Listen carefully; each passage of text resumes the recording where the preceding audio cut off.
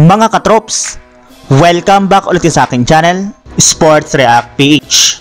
At ngayon nga ay pag-uusapan natin ang balitang plano rin naman nga po ng Dallas Mavericks na kunin si Jordan Clarkson. Pag-uusapan na rin nga natin dito sa ating panibagong video ang balitang pagbabalik ni Quincy Olivare sa Los Angeles Lakers.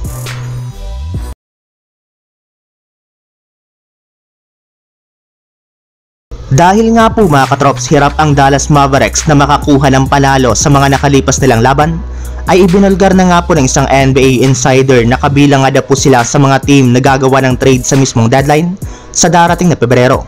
Sa katunayan, ayon nga po kay Brett Siegel, interesado nga po ang front office ng Dallas na makuha ang 6th man si Jordan Clarkson mula sa Utah Jazz. Nagkaroon na rin naman nga po sila ng Jazz ng kaunting negosasyon patungkol sa trade ni Clarkson, nakabilang na nga po sa mga players na available na ngayon sa market at pinag-aagawan talaga ng iba't ibang mga kupunan. Kaya upang mauna nga po dito ang Mavs at hindi na sila maagawan pa ng mga teams, ay mismong si Kyrie Irving na nga po nag-step up para ma-recruit ito. May kumalat nga po ngayong balita na personal na nga pong kinausap na Irving si Clarkson upang sa ganon ay makumbinsi nga po ito na piliin at lumipat sa Dallas Mavericks. Pero sa kabila nga po ng ginawang effort na ito ni Kyrie Irving, ay kailangan pa rin nga po ng kanilang front office na gumawa ng isang magandang trade package na may pang-offer nga po sa Jazz upang masigurado nila ang pagkakakuha sa dating 6th man of the year.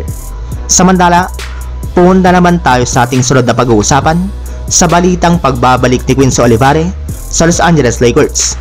Ilang araw lamang nga po mga katrops mula nang i-waive ng Lakers ang 2-way contract ng kanilang rookie na si Quincy Olivare para makuha nila si Trey Jemison, ay agad na rin naman nga pong kinuhang muli ng kanilang G-League team na South Bay Lakers ang kanyang returning rights.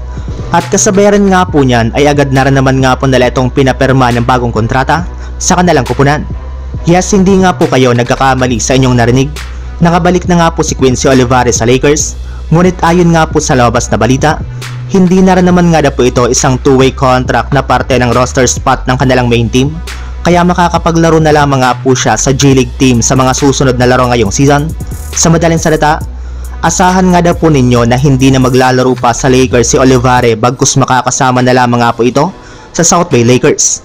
Pero sa kabila nga po niyan ay marami para naman nga pong mga fans ang natuwa sa ganitong klaseng balita, since may pagkakataon para naman nga po ang Lakers na mapa-improve ang galawan ni Quincy Olivare hanggang sa tuluyan na nga po siyang gumaling at magkaroon ng mas malaking tsansa na makapaglarong muli sa NBA.